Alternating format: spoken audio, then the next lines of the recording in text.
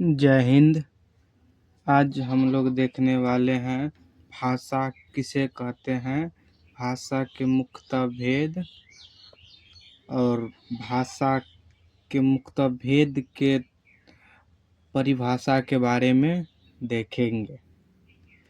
चलिए video start करते हैं।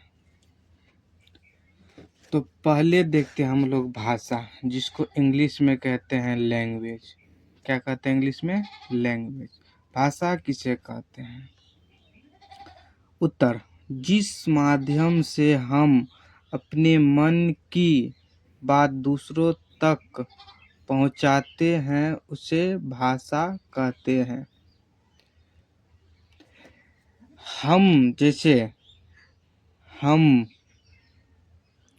जिस माध्यम से, माध्यम कोई भी हो सकता है, चाहे लिखित हो, चाहे मौखिक हो, चाहे सांकेतिक हो, चाहे इशारा के माध्यम से हो, तो जिस माध्यम से हम अपने मन की बात दूसरे तक पहुंचाते हैं उसे भाषा कहते हैं, यानी लैंग्वेज कहते हैं। जैसे भाषा अनेक प्रकार के होते हैं। उदाहरण के लिए हिंदी, अंग्रेजी और संस्कृत, ये सब भी जो है भाषा है। अब देखते हैं भाषा के मुख्यतः भेद कितने हैं। भाषा के मुख्यतः 3 भेद हैं: मौखिक भाषा, लिखित भाषा, सांकेतिक भाषा। अब देखते हैं मौखिक भाषा के बारे में। मौखिक भाषा: जिस भाषा को हम बोल कर या और सुन कर समझते हैं उसे मौखिक भाषा कहते हैं। जैसे मान के चलिए कोई भी भाषा मुंह से बोल कर, जैसे हम बोल रहे हैं और आप समझ गए तो उसे कहेंगे मौखिक भाषा। जैसे हम इंग्लिश में बात करेंगे, आप इंग्लिश समझ गए, आपको समझ में आ गया तो उसे कहते हैं मौखिक भाषा। जो मुंह से बोलकर, सामने वाले मुंह से बोला, वो जो है सामने वाला समझ गया। हम बोले और सामने वाला हम मुंह से बोले और सामने वाला जो है समझ गया, उसे कहते हैं मौखिक भाषा। मौखिक भाषा का उदाहरण: बातचीत करना, भाषण देना। जैसे भाषण में लोग क्या करते हैं, भाषण देते हैं, सामने वाला समझ जाता है तो उसे क्या कहेंगे? मौखिक भाषा।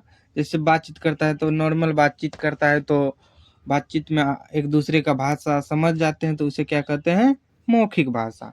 तो अब आइए देखते हैं लिखित भाषा। लिखित भाषा किसे कहते हैं? लिखित भाषा का परिभाषा देख लीजिए। उत्तर: जिस भाषा को हम लिख कर और पढ़ कर समझते हैं उसे लिखित भाषा कहते हैं। जैसे उदाहरण के लिए देखिए,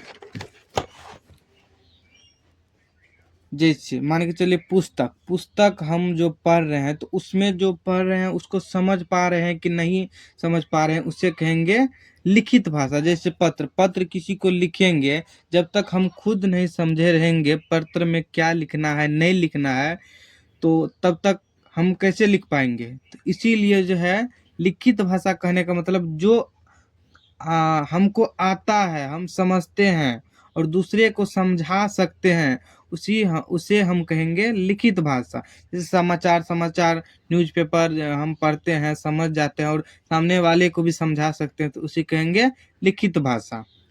अब लास्ट में आ जाइए, लास्ट में है सांकेतिक भाषा। सांकेतिक भाषा किसे कहते हैं देख लीजिए। जिस भाषा में संकेतों या इशारे से बात समझाई जाती है उसे सांकेतिक भाषा कहते हैं। ठीक है। अब देखिए उदाहरण के लिए ट्रैफिक पर क्या रहता है? वहां पर कोई क्या करता है, आवाज देता है इधर आओ इधर आओ, नहीं ना। वहां पे जो है ट्रैफिक सिग्नल होता है, लाइट जो है ऑफ ऑन होते रहता है। इसीलिए जो है हम समझ जाते हैं ये लाइट बड़ा है तो रुक जाना है और दूसरा लाइट बलेगा तो चलना है। इसी तरीका से हाथ का इशारा, जैसे हाथ से हम किसी को कहते हैं इधर आओ, इशारा करते हैं उंगली के माध्यम से। जैसे मान के चलिए ऐसे ऐसे ऐसे करते हैं, यानी इसका मतलब हुआ जो वो हमको बुला रहा है। जैसे ऐसे ऐसे, ये इशारा का माध्यम हो गया। जैसे ऐसे ऐसे मतलब जाओ। तो इशारा के माध्यम से कोई भी इशारा करते हैं जो सामने वाले समझ जाए उसे कहते हैं सांकेतिक भाषा। तो आज का क्लास समाप्त होता है, मिलते हैं नेक्स्ट वीडियो में, तब तक के लिए जय हिंद।